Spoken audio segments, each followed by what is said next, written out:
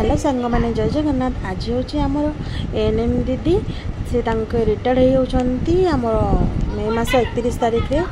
सो आज आम फेयरवेल करूँ आमर गोटे छोट भोजीटे आम आयोजन करूँ फेयरवेल सेरेमनी करूँ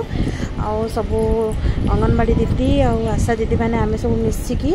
आज भोजी करूँ। तो आम भोजी सब साधा होता जेहेतु आमर दीदी नॉनवेज खाती तो तेणु सब भेज आइटम ही होता आउ समस्ते मिसिकी रोसई कलु आउ चिप्स करूँ पनीर तरकारी होता आउ गोटे मिक्स भेज तरकारी होता आउ दही सालाड होता डाली होता प्लेन राइस होता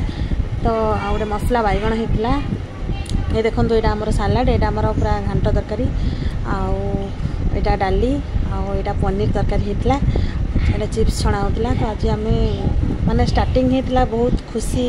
मिजाज रु आउ एंड होता बहुत सैड मोमेंट मान दुख सहकार आम मीटिंग टाक एंड करूँ आउ समस्ते मिलमिशिकी खाइलु खाई सारिक आम बहुत बहुत मजा मस्ती करूँ खाइला टाइम रे आमर ये जड़े दीदी आमको बाढ़ी दौरान खाଇବା खाऊँ। तो तापर आम समस्ते मिसिकी सांग होइकी फोटो उठेलु फोटो उठेकी आज एक्चुअली दिनटा बहुत माने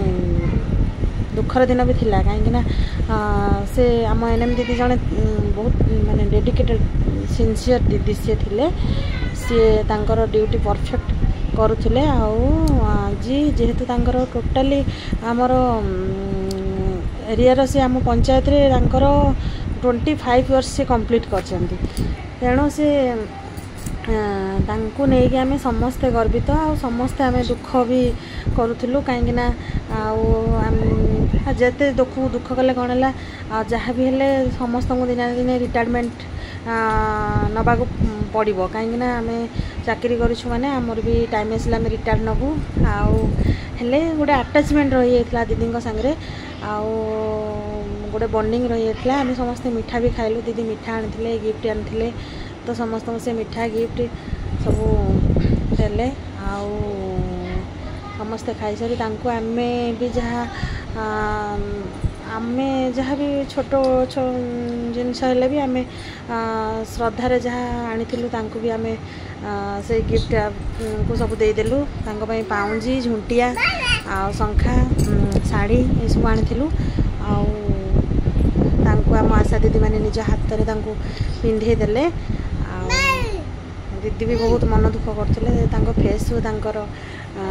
दुखटा जानी पारे सी टोटाली हसु नथिले आउ